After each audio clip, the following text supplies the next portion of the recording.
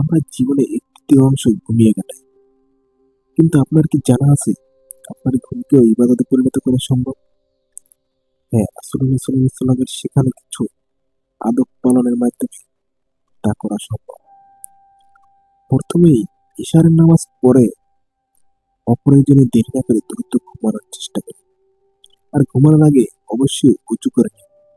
অজু অবস্থায় ঘুমালে একজন ফেরেশতা আপনার জন্য দোয়া করে। ঘুমানোর আগে আপনার বিছানাটি ভালো করে ঝেড়ে নিন। এতে কোনো ময়লা বা পোকামাকড় থাকলে চলে যাবে। এছাড়াও ঘরের বাতি নিবানো এবং দরজা জানালা বন্ধ করা সুন্নাহ।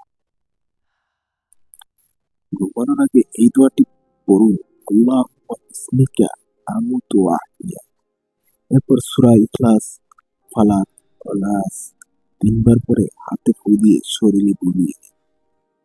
আর আয়াতুল কুরসি পড়তে ভুলবেন না। এটি আপনাকে সারা রাত রক্ষা করবে।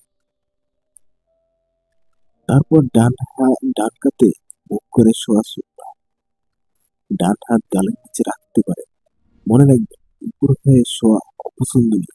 ঘুম থেকে উঠে এই দোয়াটি পড়ুন, আলহামদুলিল্লাহিল্লাযী আহইয়ানা বা'দা মা আমাতানা ওয়া ইলাইহিন নুশুর। এতে আপনার আলহামদুলিল্লাহ। দিনটি বরকতময়